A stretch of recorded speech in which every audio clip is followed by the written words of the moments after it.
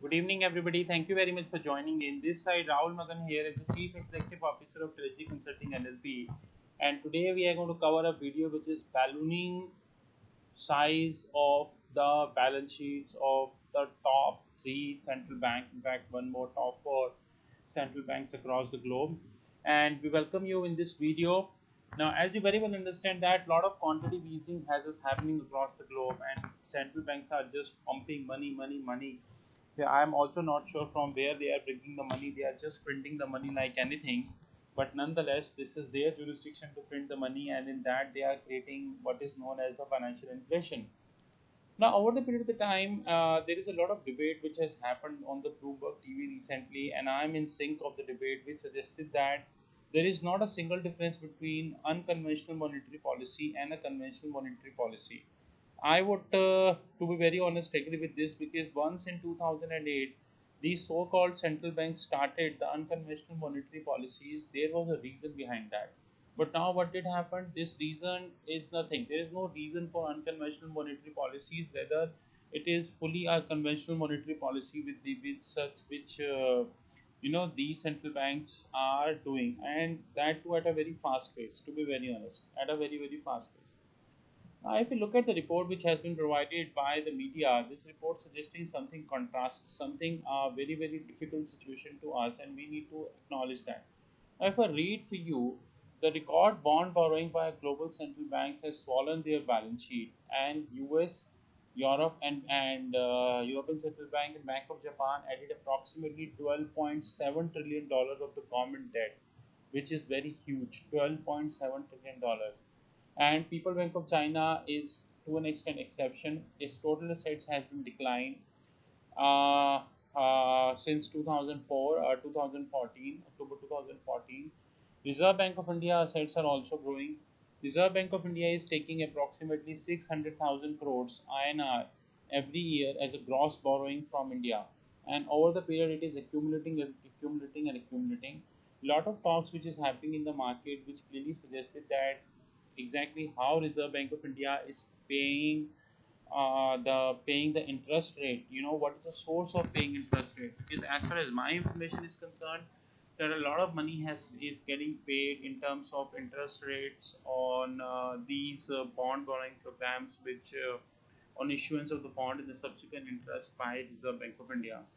So that is a clear fact that these central banks are growing their balance sheet. And one more important caveat which we would like to put it here is that these central bank, the numbers which they are showing, which is roughly $12.7 trillion, it's a fake number, because this is happening since 2008, which is roughly 9 years, right? And Bank of Tokyo again reinsisted the fact that he would like to go ahead for further easing if required. So he is not reluctant to go for. He is sincerely honest that if required, he will go for another raising. To be honest, so I seriously doubt about the number of 12.7. In my view, this number is greater than 15 or 16 trillion dollars, and in fact, much greater than that. However, there is no source. We need to rely on that numbers. Now, if we go down and we look at the chart here, which is a very beautiful chart, which is known as bloated balance sheet chart. Now, you will get to know, see here. Now, this is Federal Reserve, which is in magenta. Federal Reserve balance, this is a percentage increase. Now, this is the bloated balance sheet. Now, this suggests that this is a bloated balance sheet. This suggests that Federal Reserve assets has grown approximately 380 or 85% from October 2008, which is September 2008. So effective 2008 2016, which is roughly 9 years, you are growing by 350%. If we go a little down, which is Bank of Japan, which is in orange, you will get to know here it is roughly I think 330% something. So everybody is growing. If you look at the Reserve Bank of India, Reserve Bank asset has been grown by approximately 200%, which is here, approximately 200%. So you have Federal Reserve here, you have Bank of Japan here, ECB is here, which is roughly 120%. Then you have People Bank of China, which fall little bit, and here is Reserve Bank of India is here. Now, One thing which we seriously need to understand, the creation of financial inflation because of that. If these so-called central banks would continue to implode financial system with huge amount of quantitative easing, then one thing which is certainly sure, that system would collapse, and system would surely collapse. Surely collapse in the sense like that system is not in a situation to just take QE, and moreover, today central banks are giving a statement that they are ready to go ahead with a negative interest rate policy if required. Would like to ask one question from all central banks, that is negative interest rate policy the solution? Never be. The solution is to revive the economy, and monetary policy, both monetary and fiscal policy, is having a limitation. Like a lot of senior people in our era, they clearly stated that central banks should not be excessively reliant on the monetary policy. They, and so as the government should not rely excessively on the fiscal policy. But unfortunately, what is happening, the revival of the economy, whether it is a US economy, whether it is a British economy, whether it is a European economy, it is an Indian economy or a Chinese economy, has been completely given in the hands of central banks. And what central bank can do is only monetary policy. And seriously, this size of this balance sheet would grow more over the period of the time, considering the fact that now the banks have decided that they will go for accommodative monetary policy. And accommodative monetary policy is nothing, you just simply play with the rates.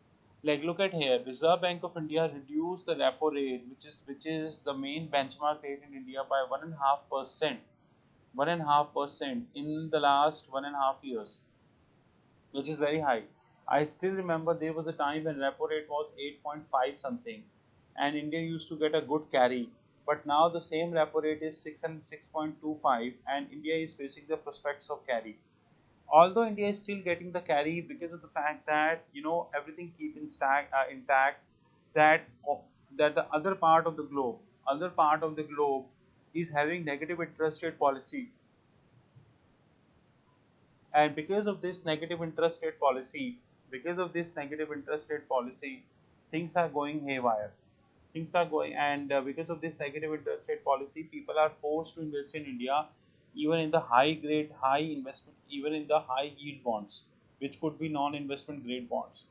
So central banks left with few options, and option number one is central banks need to decide that they would like to continue with the unconventional monetary policy, or they would like to bring it to conventional. I surely doubt about that, to be very honest. I surely doubt they now left with any privilege to convert this unconventional into conventional. And at the same time, we would like to stress the fact that central bank needs to take urgent call whether they are in a situation central bank needs to take urgent call whether they are in a situation to continue to follow accommodative monetary policy or not. I strongly doubt that accommodative monetary policy is a solution, but nonetheless, central banks are going ahead and they are doing it. And if this would continue to happen, then the day is not far when the fixed income market would have only one source of income, and that source of income is negative interest rate policy. So I would be very happy because I'm investing in minus 7 bips, and I would be very happy if the yield will decrease to minus 10 bips. It means I gain. It means I gain. This would be the scene, and I think this is something which is happening in Tokyo. This is something which is happening in the Tokyo when central banks are when people who are investing in Tokyo, they are saying that I invested at 7 bips. Now people investing at 10 bips. It means there is a gain of minus 3 bips to me. And if this is the scene, then I think we are moving towards a danger end, like we have a cricket bird in cricket. So with this, we would like to thank you very much, and we would like to bring to your notice that we are covering all these topics in detail in our magazine. You're welcome to subscribe the magazine. The cost is not more, which is just 840 to 900 rupees per year. It's completely monthly based magazine. Now our magazine is everywhere, all digital platform like Zoomag, Readwear, Pocket Mags, Amazon, and a lot of places. Strategic Consulting LLP is also a very strong name now on the crowdfunding platforms. Wish you all the best, and see you soon. We would continue to bring a lot of such videos to you, which would give you different sort of knowledge in the market. Thank you, and have a great evening ahead.